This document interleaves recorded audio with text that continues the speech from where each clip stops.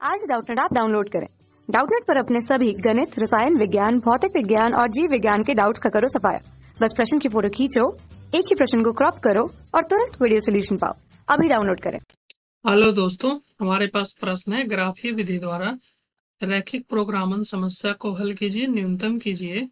z बराबर 5x जोड़ 10y, x जोड़ y बड़ा या बराबर है 60 से, x जोड़ 2y छोटा या बराबर है 120 से, x घटा y 0 से छोटा या बराबर है x y 0 से बड़ा या बराबर के अंतर्गत का बताना है।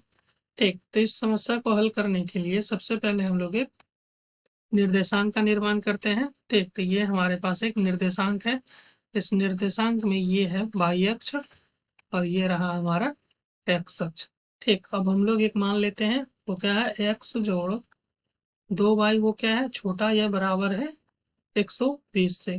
ठीक, तो इसको हम लोग लिख सकते हैं कि x बटा 120 ठीक जोड़ y बटा 60 है, और ये क्या रहेगा, छोटा या बराबर हो जाएगा 1 से। ठीक, इसको हम लोग हल किए तो 120 यहाँ पे और 2y से किए 120 को काटे तो ये 60 हो गया। अब यहाँ से हम लोग इस समीकरण से क्या समझते हैं, इस समीकरण से समझते हैं कि इससे दो बिंदु बनेगा। ठीक, तो x अक्ष पे जो बिंदु बनेगा वो x को कहाँ पे काटेगा, वो x को काटेगा 120 जीरो पे। ठीक, तो वो बिंदु होगा हमारा 120 और 0। ठीक, और यहाँ पे जो बिंदु होगा वो बिंदु क्या होगा, 60 और 0। ठीक, अब हम लोग इन दोनों बिंदु को मिला देते हैं।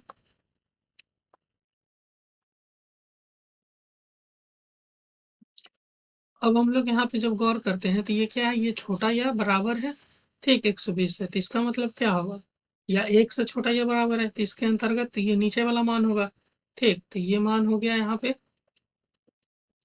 अब हम लोग यहाँ से दूसरा मान लेते हैं, वो क्या है, वो है x जोड़ y वो क्या है, बड़ा है या बराबर है 60 से। ठीक, तो x जोड़ y बड़ा या बराबर है 60 से, तो इसको हम लोग लिख सकते हैं x बटा 60 जोड़ y बटा 60 बड़ा या बराबर है 1 से। ठीक, तो यहाँ पे 1 हो जाएगा। अब हम लोग इससे क्या समझेंगे कि दो बिंदु बनेगा, एक 60 जीरो, एक 60 शून्य। ठीक, तो यहाँ पे तो 60 शून्य का बिंदु बन गया। अब x अक्ष पे जो 60 शून्य का बिंदु बनेगा वो क्या आ जाएगा, सॉरी, ये होगा हमारा 0 60।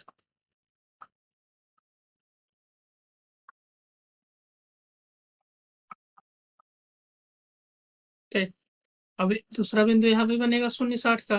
ठीक, और यहाँ पे एक बिंदु बनेगा 60 शून्य का। अब हम लोग इस बिंदु से इस बिंदु को मिला देते हैं। ठीक,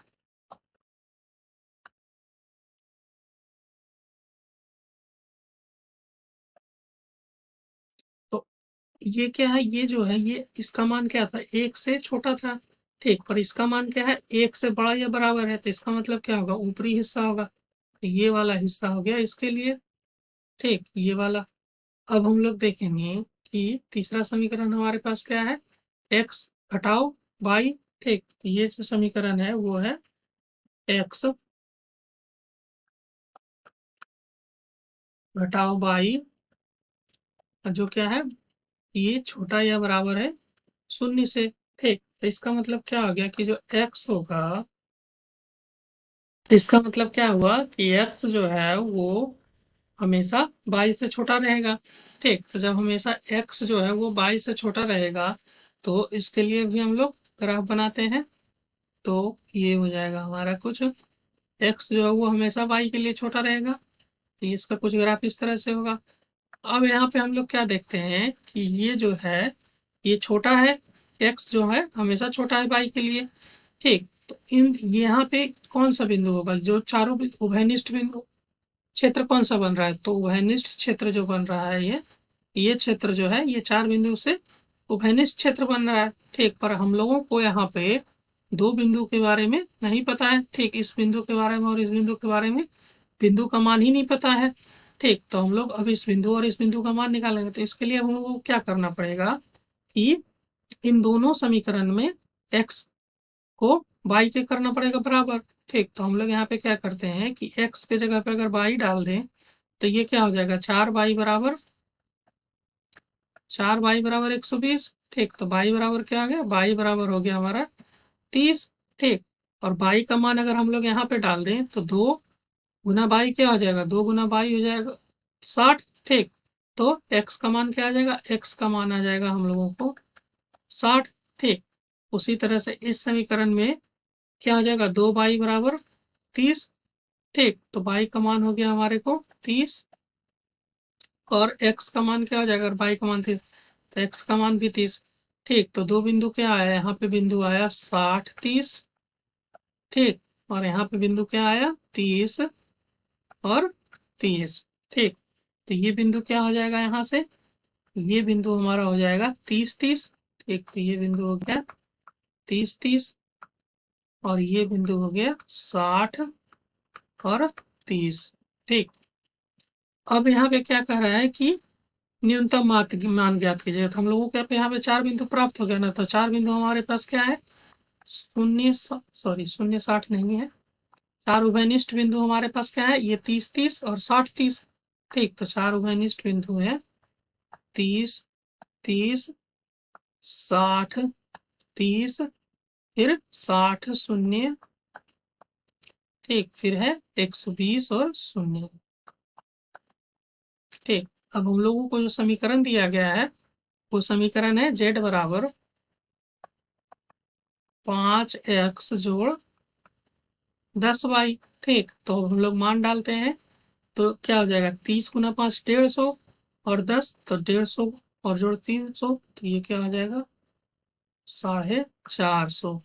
इसके लिए क्या मान हो जाएगा, 60 बचे 300। ठीक। और 10 ये 300। ठीक। तो ये क्या हो जाएगा 600।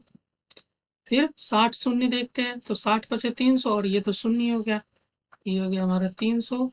ठीक। 120 और शून्य है तो 120 के लिए क्या हो जाएगा 600। ठीक। तो ये हमारा हो गया 600 और शून्य के लिए तो शून्य हो जाएगा। तो हमारा जो क्या है, हम लोगों को निकालना है, यहाँ न्यूनतम निकालना है। ठीक। तो जब हम लोग यहाँ देखेंगे तो सबसे न्यूनतम मान क्या है 60 शून्य। ठीक। तो जेड मिनिमम क्या हो जाएगा हमारा 60 शून्य। ठीक है। जहाँ पर मान क्या है 300। हम उम्मीद करेंगे कि आप समझ चुके होंगे। धन्यवाद। कक्षा 6वीं से 12वीं से लेकर नीट IIT JEE वो एडवांस के लेवल तक 1 करोड़ से ज्यादा छात्रों का भरोसा। आज ही डाउनलोड करें डाउटनेट ऐप या व्हाट्सएप करें अपने सारे डाउट्स 8400 400 400 पर।